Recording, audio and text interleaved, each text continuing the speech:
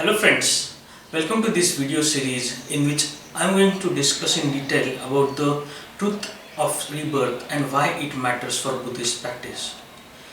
There is the question of why the Buddha felt compelled to discuss the issue of karma and rebirth. We know that he refused to take position on other issues that were hotly contested in time, such as whether the cosmos was eternal or not. So, what led him to take position here? The first part of the answer is that the knowledge of rebirth formed an integral part of his awakening experience, playing a role in the three knowledges that led to his attainment of total release. Knowledge about karma played a role in the second and the third attainment. In the first knowledge, he recollected many eons of his previous lives. As stated in MN 19, Buddha said, I recollect my manifold past lives, that is one birth, two birth, 5, 10, 50, 100, 1,000, 100,000, many eons of cosmic contraction, many eons of cosmic expansion, many eons of cosmic contraction and expansion. This was the first knowledge I attained in the first watch of the night.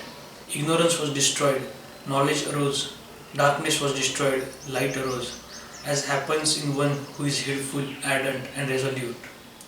As stated in MN 19, in the second watch of the night, he gained his second knowledge, vision of how living beings are at large, reborn after death.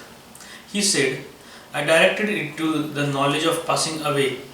I directed my mind to the knowledge of passing away and reappearance of the beings.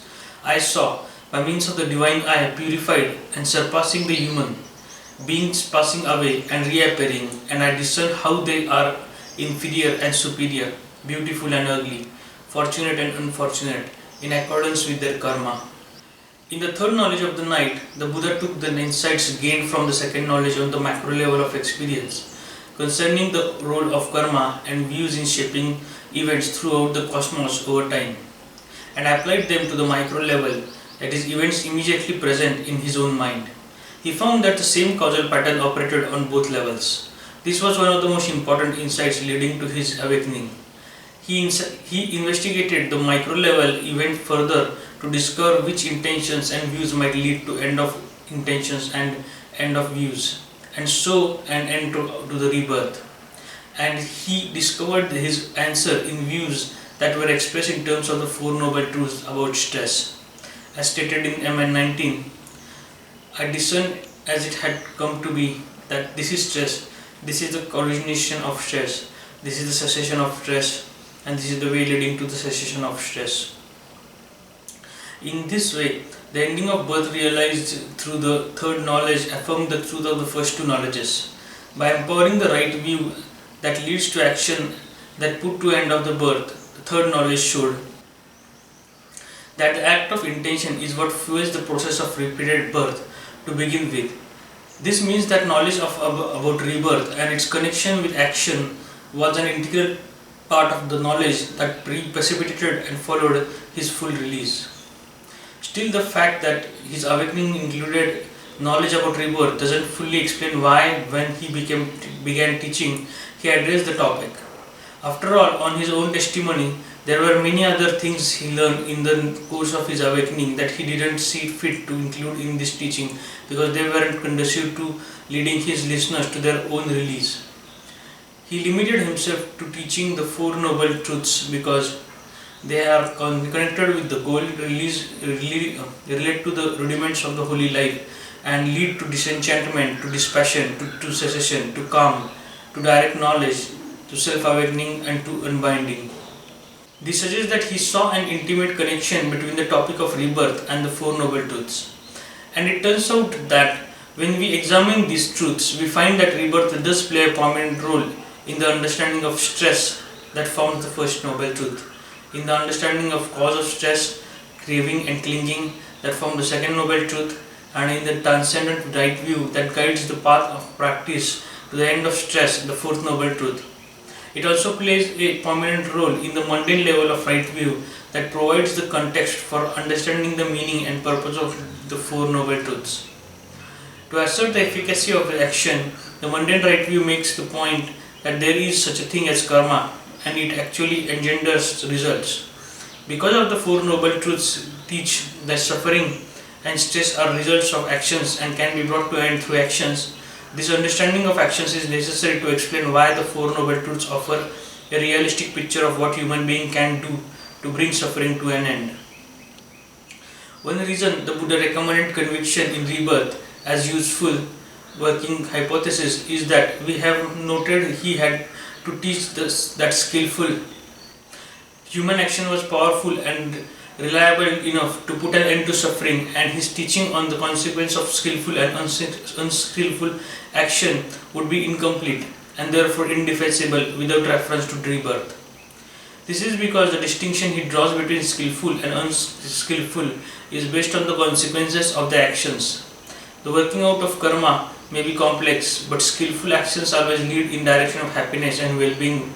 Unskillful actions always lead in the direction of suffering and harm.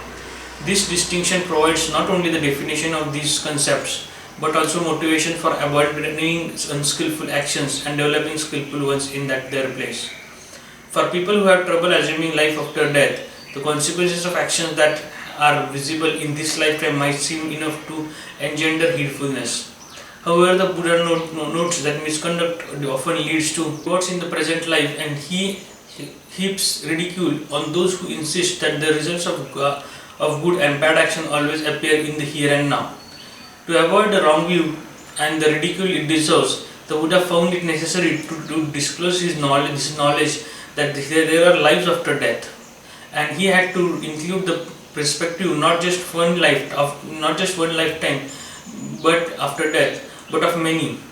He knew, however, that until they had gained experience for themselves through their practice, his listeners could take his statement on the efficacy of action and truth of rebirth only on faith.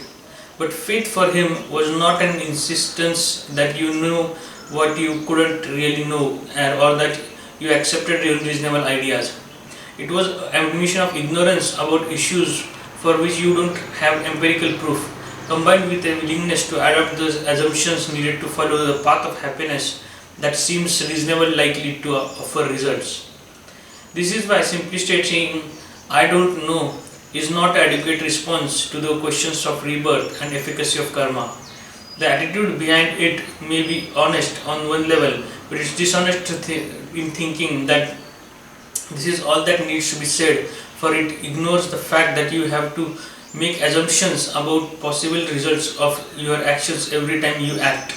These arguments don't provide the efficacy of action to the truth of rebirth, but they do show that it is safer, more reasonable and more honorable policy to assume the truth of these teachings than it would be to assume otherwise. The Buddha didn't press these arguments beyond that point. In other words, he left it to his listeners to decide whether or they wanted to recognize that action is an investment that, like all investment, incurs risks. And he left it to them to decide how they wanted to calculate the risks and potentials that karma might involve now into the future. He didn't ask that his listeners all commit themselves to an unquestioning belief in the possibility that their karma might lead to rebirth, but he wasn't interested in teaching anyone who rejected that possibility outright. As we have already noted, he saw that heedfulness lay at the foot of skillful qualities. If a listener couldn't be persuaded to develop an appropriate level of heedfulness around the risk of action, and further teaching would be a waste of time.